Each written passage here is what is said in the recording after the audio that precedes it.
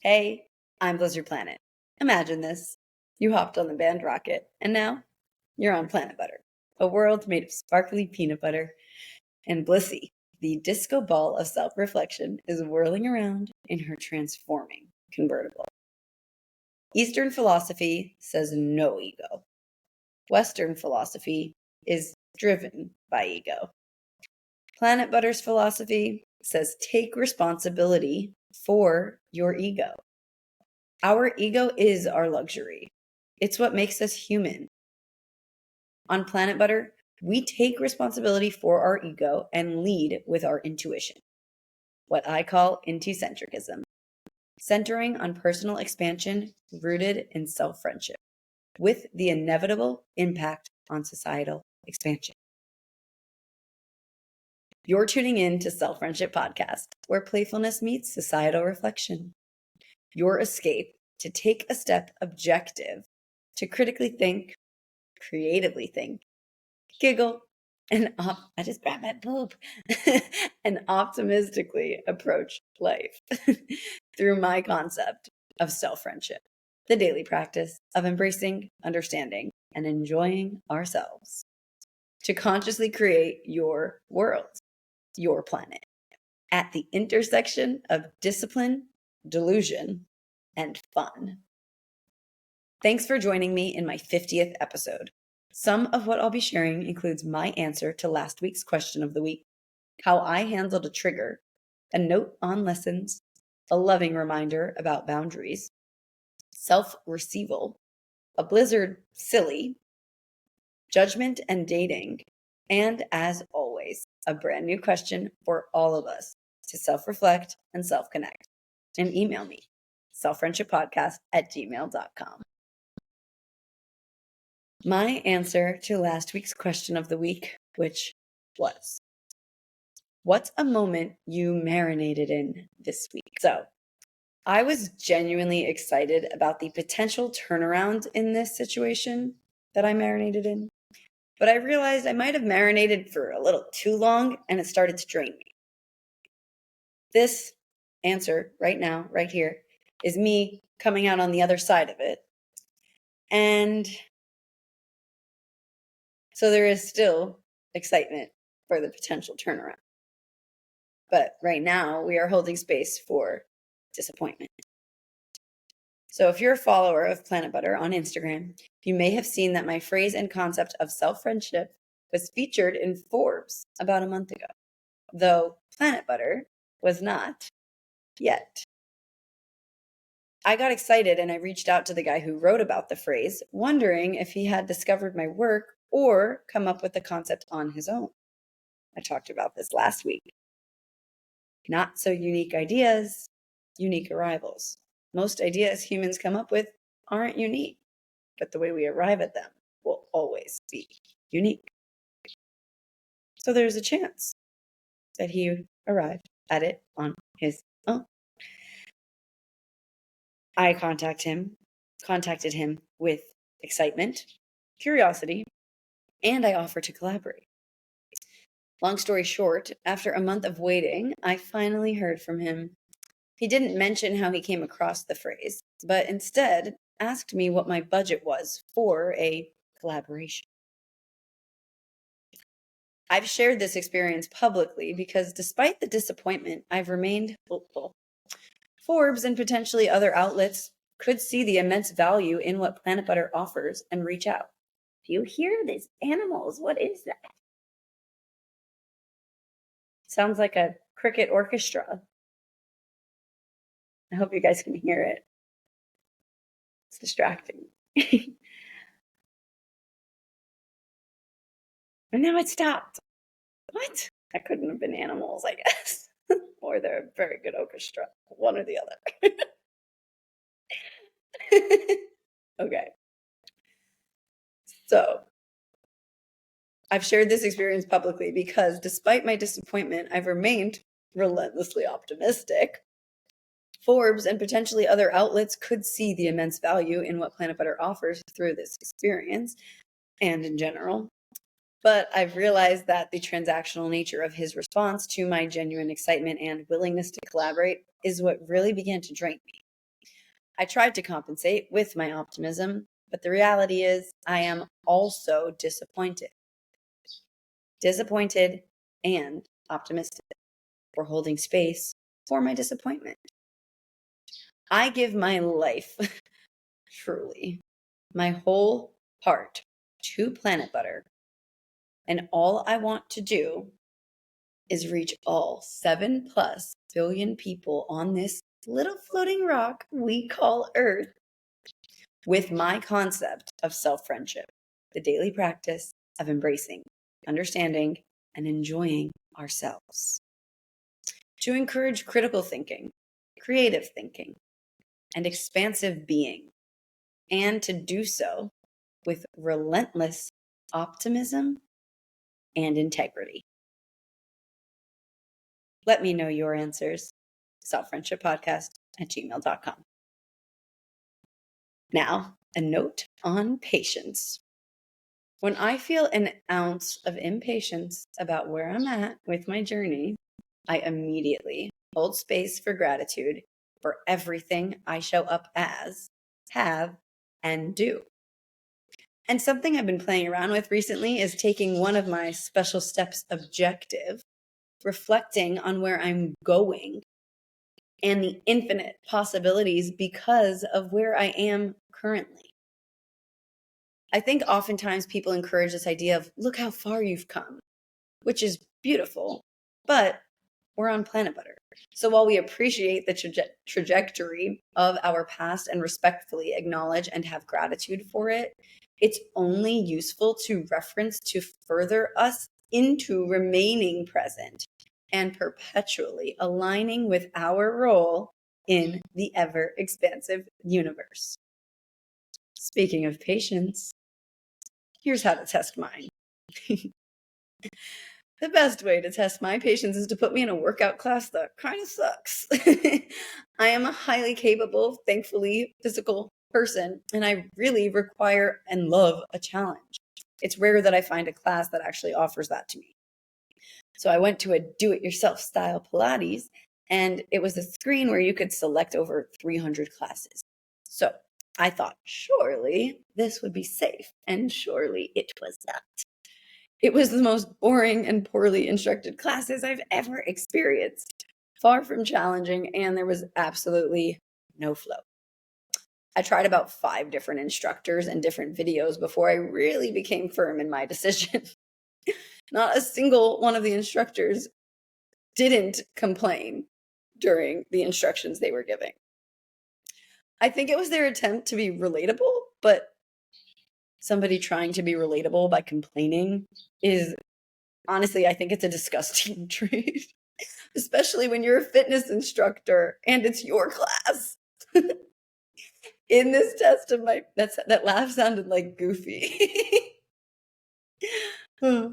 In this test of my patience, rather than getting frustrated, I laughed at the instructors for complaining and being really bad at giving directions. I ensured I was having fun with myself, for myself, as myself, the entire time I observed this undesirable experience. Now, a note on lessons. We've all agreed that lessons are repeated until they are learned. Lessons are repeated until actions are changed. Lessons are repeated until perspective dances. Thoughts are repeated until actions change.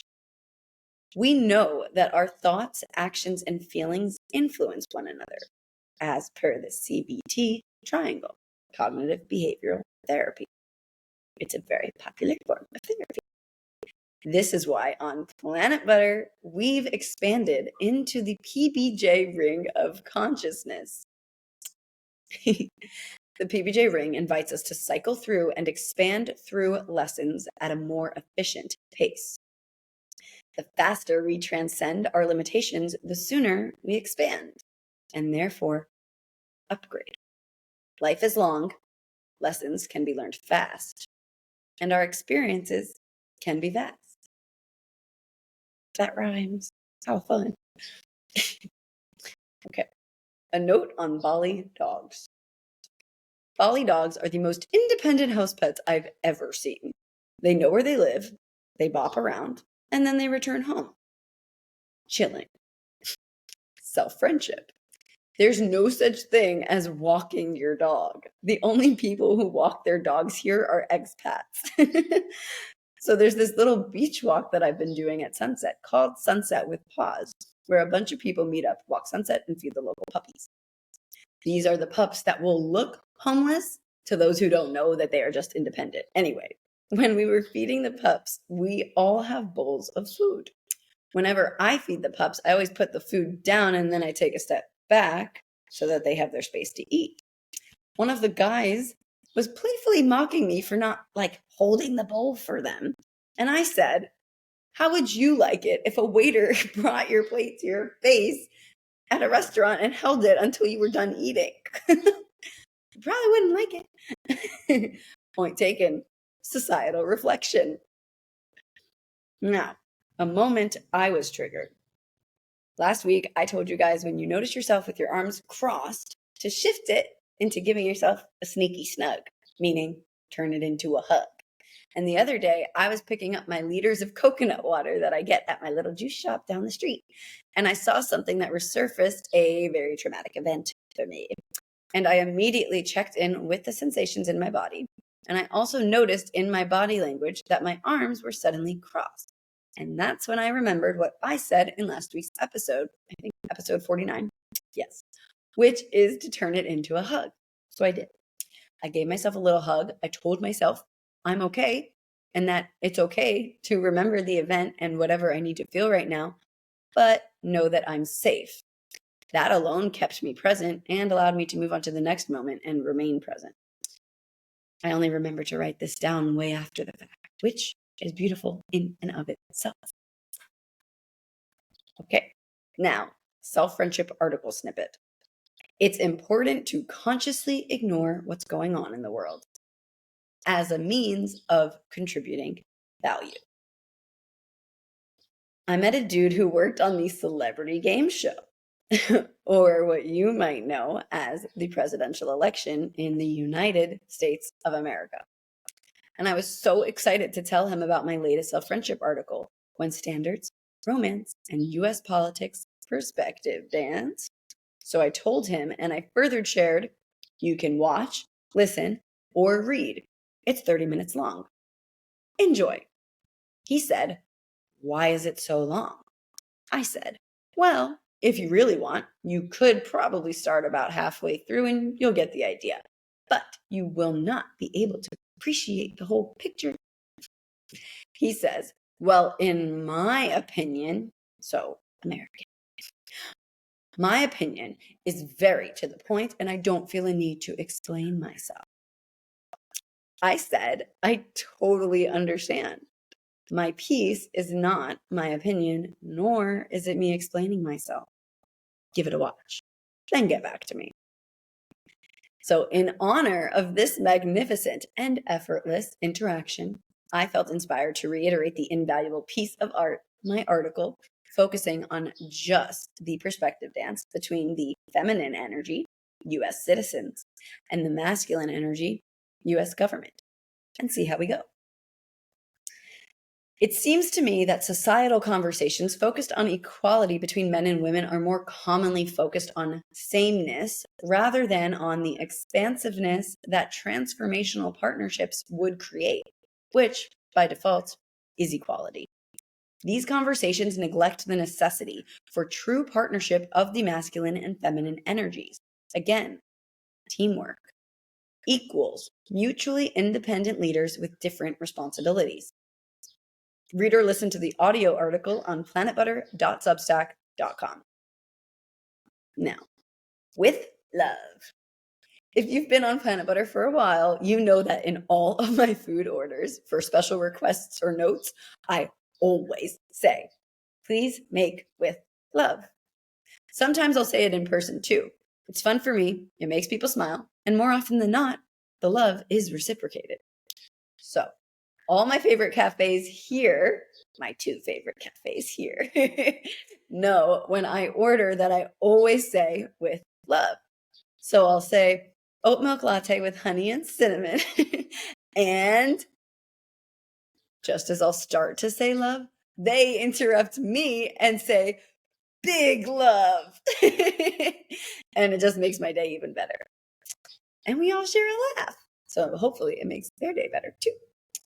The other day I went to a new cafe and the guy working, named Arya, took a bit to make my coffee. And when he brought it over, he apologized and said he was trying to add the love, but he's the only one working right now, so it was hard. So cute. Obviously, that action and communication in and of itself is the love. So cool. And now, a loving reminder about boundaries. Listen closely. Just because we're not bothered by something doesn't mean we need to keep it around. Again, just because we're not bothered by something doesn't mean we need to keep it around. It's still taking up energetic space. And remember, boundaries is the first core method to activate our self-friendship. We self-reflect and self-connect to identify our boundaries. And then for any given situation, we ask ourselves, does this cross our boundaries? Yes or no? Regardless of the answer, we honor our boundaries, which increases our confidence, the second core method, which then fuels our alignment, the third core method to activate self-friendship.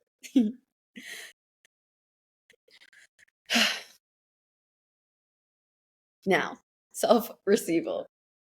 We often talk about giving to ourselves, so I want to highlight the other end of that, receiving from ourselves. While it's inevitable that we're receiving by giving to ourselves, I'm asking us to consciously focus, F-O-K-I-S-S, a Blizzard's dictionary term, which means giving our full attention towards something we love. Focus ourselves. Focusing on receiving the receiving portion of giving to ourselves. When we give to ourselves, focus on also receiving. You see? Just pay a little extra attention. An easy way to practice is when you give yourself a sneaky snug, aka a hug, you can practice focusing on being the receiver of the hug. Focus on feeling your arms on the inside. You know what I'm saying? Like this side. Let me know if you try it. Now, a Blizzard silly. Sometimes I'm a little too honest for other people to handle. This guy wouldn't stop shaking his leg next to me in a cafe, and it was like a shared bench. So like it was shaking the whole freaking thing. So I had to ask him to stop. And his response was bad habit. And I was not thinking. All I said was anxiety. Just like straight up told this guy, yeah, you have anxiety. And he just said bad habit. Out loud, it doesn't sound like, I don't know. Based on his response is what his reaction to me, like he went silent and just like went back to what he was doing. So I just feel like I obviously was too honest. You know what I mean? Okay. Now.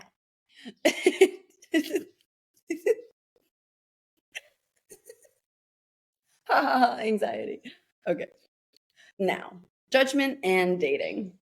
Respect yourself and the other person and do not research them at any point, be it before the first date or after. Boundaries, guys. Boundaries. The beauty of romantic dynamics is learning and experiencing another human being. You're sucking the fun out when you research. You're projecting. You're creating judgments because we're humans and it's highly natural to judge, to discern. But you're not creating the space or the opportunity for them to show up as themselves and demonstrate as well as share with you their perspective of their life rather than your projection of their life. I want to repeat that sentence again.